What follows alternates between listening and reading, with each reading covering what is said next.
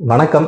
கடந்த ஒரு 3 வருஷமா நம்ம பார்த்துட்டு இருந்தோம்னா 2017 இருந்து ஜிஎஸ்டி போர்ட்டல்ல அவ்வளவு நோட்டீசஸ் வந்துகிட்டு இருக்கும். எதுக்கு மெயினா வரும் அப்படின்னு நம்ம பார்த்தோம்னா, ஒரு டாக்ஸ் பேயர் ஜிஎஸ்டிஆர் 2A இல்லாட்டினா ஜிஎஸ்டிஆர் 2Bல இருக்கிற ஐடிசியோட ஜிஎஸ்டிஆர் 3Bல ஐடிசி கூட அவைல் பண்ணியிருந்தாரு அப்படின்னா இவ்வளவு வருஷம் நோட்டீஸ் வந்துகிட்டு இருந்துச்சு. இது அரௌண்ட் ஒரு 2021-22 இயர்ல இருந்து பாத்தீங்கன்னா ஓரளவுக்கு செட்டில் ஆயிருச்சு. 2A-ஓட நம்ம 3Bல ஐடிசி கூட எடுத்தா நம்மளுக்கு நோட்டீஸ் வரும், நம்ம பெரிய பிரச்சனை அப்படின்றது. நிறைய டாக்ஸ் பேஸ் என்ன பண்ணாங்கன்னு பாத்தீங்கன்னா, 2A 2Bல ஒரு ஐடிசி இருக்கட்டும், நான் அதுல வர்றதோட ஒரு 1 லட்சமோ 2.5 லட்சமோ கம்மியாவே எடுத்துக்கிறேன், அந்த 1 லட்சம் 2 லட்சம் காஸ்டா போனாலும் போது நம்மளால லிட்டிகேஷன்ஸ் எல்லாம் போய் ஃபேஸ் பண்ணிருக்க முடியாது அப்படின்றதுக்கு ரொம்ப கம்மியாவே தான் அவைல் பண்ணிட்டு இருந்தாங்க. ஃப்ரம் அரௌண்ட் 2021-22 அந்த இயர்ல இருந்தே கம்மியா தான் அவைல் பண்ணிட்டு இருந்தாங்க. இப்ப ரீசெண்டா 2023-24 அப்படின்ற வருஷத்துக்கு இந்த October month GSTR 3B file பண்றப்ப நிறைய பேருக்கு டிபார்ட்மெண்ட்ல இருந்து கால்ஸ் வந்திருக்கலாம். எது சம்பந்தமான கால்ஸ் அப்படின்னு நீங்க பாத்தீங்கன்னா, 23-24ல உங்க 2Bல ஐஜிஎஸ்டி ஐடிசி நீங்க 3Bல அவைல் பண்ண ஐடிசியோட கூட இருக்கு, நீங்க ஒழுங்கா அந்த அவைல் பண்ணாத ஐடிசியை அவைல் பண்ணிட்டு ரிவர்ஸ் பண்ணுங்க அப்படின்ற மாதிரிலாம் கால் வந்திருக்கலாம்.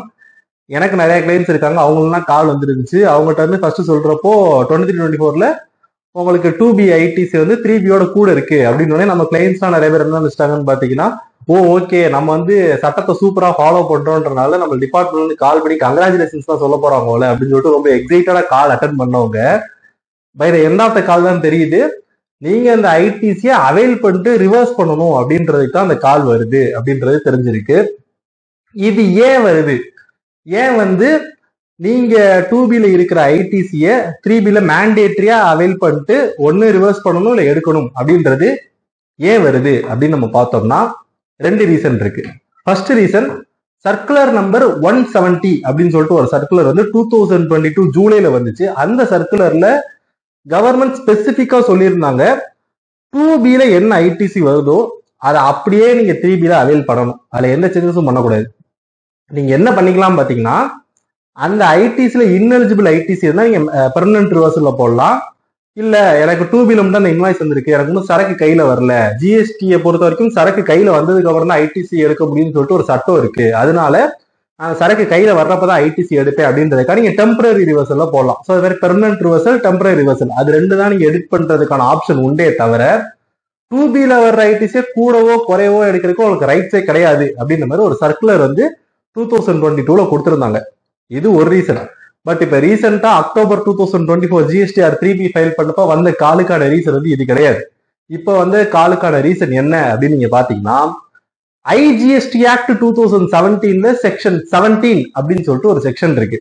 அந்த செக்ஷன்ல தான் ஒரு ஐஜிஎஸ்டி ரெவன்யூவை ஸ்டேட்டுக்கும் சென்டருக்கும் எப்படி பிரிச்சு கொடுக்கறது அப்படின்றத பத்தி டிஸ்கஸ் பண்ணியிருப்பாங்க. அதுல என்ன சொல்லியிருப்பாங்கன்னு பாத்தீங்கன்னா, ஒரு ஐஜிஎஸ்டி ரெவன்யூ கலெக்ட் ஆறப்ப 50% ஆட்டோமேட்டிக்கா சென்ட்ரல் கவர்மெண்ட்டுக்கு போயிடும். அதுல ஒரு கொஸ்டினே கிடையாது, எந்த ஒரு டவுட்டும் கிடையாது. பட் பேலன்ஸ் 50% ஸ்டேட்டுக்கு வர வேண்டியது. எந்த ஸ்டேட்டுக்கு வர வேண்டியது அப்படின்றத கவர்மெண்ட் நீங்க ஜிஎஸ்டிஆர் 3B ஃபைல் பண்றது தான் டிட்டர்மைன் பண்றாங்க. நீங்க 3Bல ஐடிசி எடுத்து அவைல் பண்ணீங்கன்னா ஓகே தமிழ்நாடுக்கு வரணுமா அப்படின்னு சொல்லிட்டு தமிழ்நாடு கொடுத்துருவாங்க. ஒருவேளை நீங்க 3Bல அந்த ஐடிசியை எடுத்து ரிவர்ஸ் பண்ணல, இல்லைன்னா அந்த அன்அவைல்டா விடுறீங்க அப்படின்னா கவர்மெண்டால அந்த ஐஜிஎஸ்டி ரெவன்யூ எந்த ஸ்டேட்டுக்கு அப்படின்றத டிட்டர்மின் பண்ண முடியல அப்படின்னா அதுக்கு 2 ஃபார்முலா கொடுத்திருக்காங்க. அந்த ஐஜிஎஸ்டி ரெவன்யூவை ஸ்டேட்ஸுக்கு பிரிச்சு கொடுத்திருக்கிறது. ஃபர்ஸ்ட் ஃபார்முலா என்ன அப்படின்னு பாத்தீங்கன்னா, வெளி ஸ்டேட்ல இருந்து சப்ளை பண்றவரு, ஃபார் எக்ஸாம்பிள் தமிழ்நாடுக்கு ஒரு 25% சப்ளை பண்ணிட்டு கேரளாக்கு ஒரு 75% சப்ளை பண்றாருன்னா, அவர் அந்த வருஷம் பே பண்ண ஐஜிஎஸ்டி ரெவன்யூ ஃபுல்லாமே 25% தமிழ்நாடு, 75% கேரளா அப்படின்னு சொல்லிட்டு பிரிச்சு கொடுத்துடலாம் அப்படின்னு சொல்லிட்டு ஃபர்ஸ்ட் ஃபார்முலா. செகண்ட் ஃபார்முலா என்ன அப்படின்னு பாத்தீங்கன்னா, யாரு சப்ளை பண்ணா அப்படின்றத என்னால ட்ராக் பண்ண முடியல, வெறுமனே ஐஜிஎஸ்டி ரெவன்யூ அப்படின்னு மட்டும் கரெக்டா இருக்கு அப்படின்னா, அந்த அப்ராப்ரியேட் பண்ண முடியாத அந்த ஐஜிஎஸ்டி ரெவன்யூவை எல்லா ஸ்டேட்டுக்கும் நம்ம பிரிச்சு கொடுத்துடலாம். என்ன ரேஷியோல அப்படின்னு பாத்தீங்கன்னா, ஒரு ஸ்டேட்ல என்ன கலெக்ஷன் இருக்கோ அந்த கலெக்ஷன் பேஸ் பண்ணி ப்ரொபோர்ஷனேட்டா நம்ம பிரிச்சு கொடுத்துடலாம் அப்படின்னு சொல்லிட்டு 2 ஃபார்முலா இருக்கு. ஸோ நீங்க உங்க 2Bல வர்ற ஐஜிஎஸ்டியை நீங்க அவைல் பண்ணிட்டு ரிவர்ஸ் பண்ணலன்னா தமிழ்நாடுல இருக்கிற கவர்மெண்ட்டுக்கு வர்ற ரெவன்யூ வெகுவாகவே பாதிக்கப்படுகிறது. இது ஆக்ட்லயே சொல்லப்பட்ட ஒரு விஷயம் தான். ஸோ இப்போ நான் வந்து 2Bல வர்ற ஐடிசியை எடுக்காதனால பெரிய தப்பு பண்ணிட்டேனா, நான் வந்து அக்டோபர் மந்த் 3B வந்து எடுக்காமலே ஃபைல் பண்ணிட்டேனே, இப்போ நான் என்ன பண்றது அப்படின்னு நீங்க கேட்டீங்கன்னா, லீகலி ஸ்பீக்கிங் நீங்க பண்ணது தப்பு அப்படின்னு சொல்ல முடியாது. ஏன்னா உங்க 2Bல வர்ற ஐடிசி எல்லாத்தையுமே நீங்க அவைல் பண்ணணும்னு சொல்லிட்டு ஒரு சர்க்குலர் இருக்கே தவிர அதுக்கு சட்டத்துல ஒரு இடம் கிடையாது. டிஎன்ஜிஎஸ்டி ஆக்டோ, சிஜிஎஸ்டி ஆக்டோ, இல்ல டிஎன்ஜிஎஸ்டி ரூல்ஸோ, சிஜிஎஸ்டி ரூல்ஸ்ல இடமே கிடையாது. சர்க்குலர்ல தனியா சொல்லியிருக்காங்க. ஒரு கவர்மெண்ட் ஒரு சர்க்குலர் கொடுக்குது அப்படின்னா அது வந்து டிபார்ட்மெண்ட் மேல பைண்டிங்கே தவிர ஒரு டாக்ஸ் பேயர் மேல பைண்டிங் அப்படின்றது கிடையவே கிடையாது. டாக்ஸ் பேயருக்கு வேற ஒரு புரிதல் இருந்தா அந்த புரிதல் படி அந்த சர்க்குலரை ஃபாலோ பண்ணாம சட்டத்தை ஃபாலோ பண்ணணும். சட்டத்தை ஃபாலோ பண்ணக்கூடாதுன்னு சொல்ல, சர்க்குலர் வந்து சட்டத்தை ஓவர் ரைட் பண்ண முடியாது. சட்டத்துல சொல்லாத விஷயத்த சர்க்குலர் சொல்ல முடியாது. அந்த சர்க்குலர் 170ல சொல்லப்பட்ட விஷயம், 2Bல வர்ற எல்லா ஐடிசியுமே நீங்க அவைல் பண்ணணும்னு சொல்லப்பட்ட விஷயம் வந்து சட்டத்துல சொல்லப்படல.